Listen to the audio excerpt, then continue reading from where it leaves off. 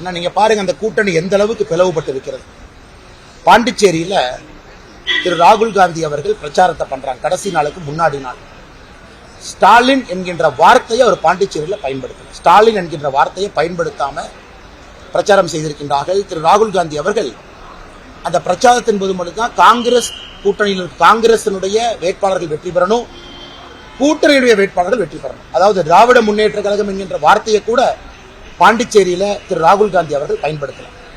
இதில் ஆச்சரியம் என்னன்னா ஒரே நாள் பாண்டிச்சேரி ராகுல் காந்தி அவர்களும் திரு ஸ்டாலின் அவர்களும் ஒரே நாள்ல 2 பேரும் பிரச்சாரம் பண்ணாங்க. 2 பேரும் சந்திச்சுக்கல. திரு ஸ்டாலின் அவர்கள் பிரச்சாரத்துல ராகுல் காந்தி என்கின்ற வார்த்தையை இவரும் பயன்படுத்தல.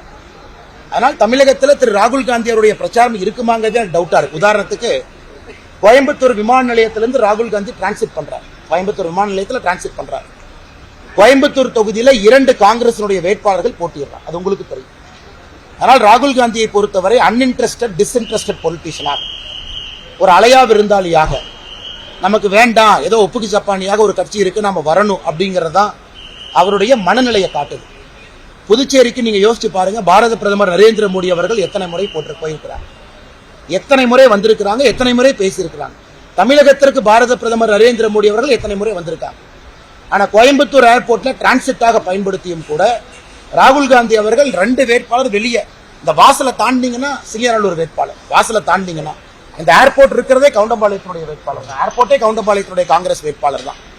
2 பக்கம் வெளியே வந்து எட்டி ஒரு பிரச்சாரம் கூட பண்ணாம ராகுல் காந்தி சென்றிருக்கின்றார்கள். இதிலிருந்தே தெளிவாக தெரிகிறது இந்தி கூட்டணியை பொறுத்தவரை அவர்களுக்குள்ள ஒற்றுமை இல்லை. மேபி ராகுல் காந்தி அவர்களுக்கு இங்க திமுக ஜெயிக்க வேண்டாம்னு நினைக்கிறாங்கன்னு நான் பாக்குறேன். புதுச்சேரியில் அவருடைய நடவடிக்கையை பார்க்கும் பொழுது, தமிழகத்தில் காங்கிரஸ் நடவடிக்கையை பார்க்கும் பொழுது, இங்க திமுக தலைமையிலான கூட்டணி ஜெயிப்பதை திரு ராகுல் காந்தி விரும்புகின்றாரா என்கின்ற கேள்வி எல்லோருக்கும் இருக்கிறது. அதனால் வருகின்ற காலத்தில் நம்ம பார்க்கலாம்.